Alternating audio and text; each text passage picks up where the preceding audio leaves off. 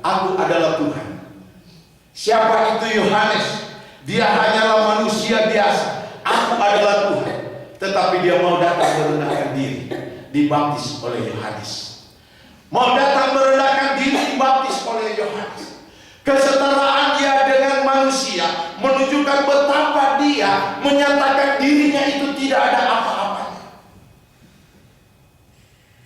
Merendahkan diri adalah satu kunci yang saya katakan tadi pada ayat yang ke-17.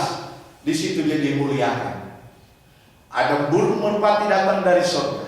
Ada suara yang datang dari surga dan berkata, inilah anak yang kukasihi, kepadanya lah aku berkenan. Kenapa? Karena dia menunjukkan kerendahan hatinya. Jadi baptisan dari yang dilakukan oleh Yesus adalah melambangkan ketaatan. Baptisan daripada Yesus adalah melambangkan kesetaraan dengan manusia. Baptisan yang dilakukan oleh Yesus adalah melambangkan kerendahan hatinya.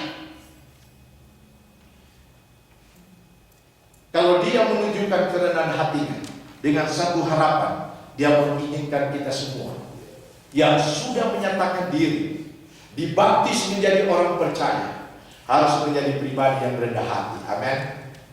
Amin. Menjadi pribadi yang rendah hati. Tak kala kita dibaptis, bukannya sekedar dibersihkan dari dosa, tetapi kita menunjukkan kepada dunia kita adalah pribadi yang rendah hati, taat dan rendah hati. Dan saya percaya, maka tak kala Tuhan berkata kepada surga, berkata kepada Yesus, inilah anak yang kukasihi, kepadanya lah aku berkenan, maka kita juga akan menikmati, diperkenankan juga oleh Tuhan. Karena kalau kita berjalan dalam keangkuhan, kesombongan, maka Alkitab berkata, Tuhan berkata, aku benci orang yang angkuh, aku benci orang yang sombong. Bukan hanya Tuhan tidak memberkati, tetapi Tuhan benci. Tuhan tidak suka orang yang sombong, orang yang angkuh. Tuhan aja dia adalah pribadi yang luar biasa. Dia dari surga, tetapi Filipi pasal yang kedua saya katakan tadi, tetapi dia tidak pernah menyombongkan dirinya. Tak kala orang menghina dia, mencaci dia, dia tetap datang dalam satu kerendahan hati, sehingga dia diperkenankan. Pada ayat 9, 10 dan 11, dalam Filipi pasal yang kedua, pada saat dia datang dalam satu ketaatan, dalam satu kerendahan hati, pada ayat 9, 10, 11 berkata, sehingga pada satu saat dia ditinggikan. Pada saat dia ditinggikan, Alkitab berkata, segala lidah akan mengaku dan segala lutut akan bertelur, Yesus Kristus adalah Tuhan. Dia nikmati itu oleh karena dia telah taat dalam kerendahan hatinya.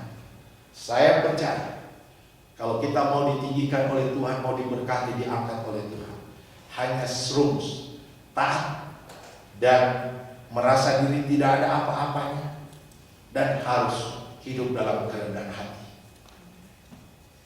Apa keuntungan kita berjalan dalam hati Tuhan? Gak ada. Tidak ada keuntungan kita berjalan dalam kesombongan. Gak ada. Kita mau bangga dengan apa yang kita miliki? Gak ada. Saya pernah menyampaikan firman bahwa tidak pernah orang menghargai kita. Yang orang hargai apa yang sedang membungkus di dalam hidup kita. Saya pernah kasih contoh. Ada seseorang, dia datang ke gereja, dia pakai dengan kelengkapan yang lux, pakaian yang mewah, semua. Pada saat dia datang ke gereja, penerima tamu jemput dia, persilakan duduk di satu tempat yang sangat dihormati. Berapa minggu kemudian dia datang, hanya pakai sendal, hanya pakai baju biasa, nggak bawa mobil. Jangankan mau persilakan dulu, mau kasih masuk aja hampir nggak dikasih masuk. Lalu dia pikir, ternyata waktu saya datang minggu lalu, bukan saya yang dihargai untuk suruh duduk, tetapi apa yang membungkus tubuh saya. Tak kala saya datang dengan kendaraan mewah, Tak kala saya datang dengan pakaian yang bagus yang kelihatan mahal, mereka jemput saya dan dipersilakan duduk. Tetapi waktu saya datang dengan sendal, saya datang dengan tidak bawa kendaraan, tidak ada seorang pun yang peduli. Satu pertanda bahwa tidak ada seorang yang pernah menghargai kita. Yang ada orang menghargai apa yang kita miliki. Tetapi Yesus tidak. Yesus menghargai kita apabila kita rendah hati. Tuhan tidak pernah menghargai kekayaan yang kita miliki, jabatan yang kita miliki, tidak pernah. Tuhan hanya menghargai setiap pribadi kita yang rendah hati, yang merasa diri aku ini tidak ada apa-apanya Tuhan. Kalau aku memiliki ini oleh karena Tuhan. Amin. Dia datang dengan penuh kerendahan hati. Itulah sebabnya waktu dia datang dengan penuh kerendahan hati, sekali lagi saya akan baca ayat 16 dan ayat yang ke-17. Saya senang mengulang-ulangi ayat ini. Sesudah dibaptis, Yesus segera keluar dari air, dan pada waktu itu juga langit terbuka, dan ia melihat Roh Allah seperti burung merpati turun ke atasnya. Roh Allah seperti burung merpati turun ke atasnya. Lalu ayat 17 berkata, lalu terdengarlah suara dari surga mengatakan, inilah anak yang kukasihi, kepadanya lah aku berkenan. Amin. Pemeteraian Tuhan, pengurapan Tuhan menjadi bagian Yesus. Dan pada saat itu juga, tak kala dikatakan kepadanya lah aku berkenan, beberapa waktu kemudian Yohanes ditangkap, maka Yesus mulai dengan pelayanannya setelah mendapat pengurapan dari Tuhan. Saya percaya kalau kita melakukan hal ini tidak terlalu berat sesungguhnya. Tidak pernah sesuatu yang Yesus izinkan menganjurkan kita lakukan sesuatu yang tidak bisa kita lakukan. Apa yang dia ingin kita lakukan, pasti dia tahu bahwa kita tuh mampu. Mari kita berjalan dalam ketaatan kita. Kita berjalan di dalam kerendahan hati kita.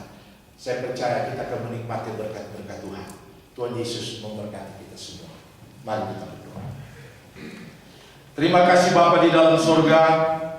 Di dalam nama Tuhan Yesus Kristus kami bersyukur untuk pesan firman-Mu bagi kami pada malam hari ini Tuhan. Terima kasih satu percontohan yang luar biasa Tuhan. Perjalanan yang cukup panjang dari Galilea menuju Yordan, itu menunjukkan satu ketaatan yang Engkau lakukan, satu ketaatan yang Engkau tunjukkan bagi manusia. Dan bukannya sekedar ditujukan, tetapi kami tahu persis Engkau inginkan juga kami menjadi pribadi seperti apa yang Engkau lakukan, pribadi yang taat.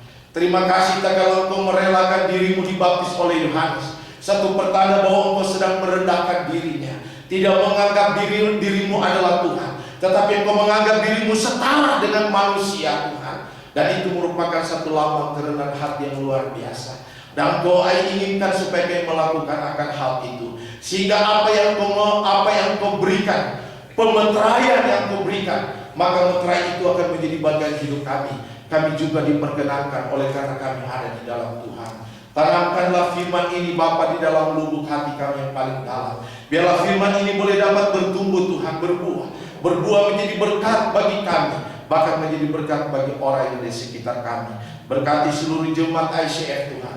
Berkati segala apa yang menjadi pergumulan hidup jemaat ICF. Kami percaya kasih Bapa akan tetap menjadi bagian jemaat-Mu. Di tahun 2014, biarlah kami semua boleh berjalan dalam ketaatan, berjalan dalam kerendahan hati. Maka kami akan menikmati berkat dan diperkenankan oleh Tuhan. Di dalam nama Tuhan Yesus Kristus. Haleluya. Amin.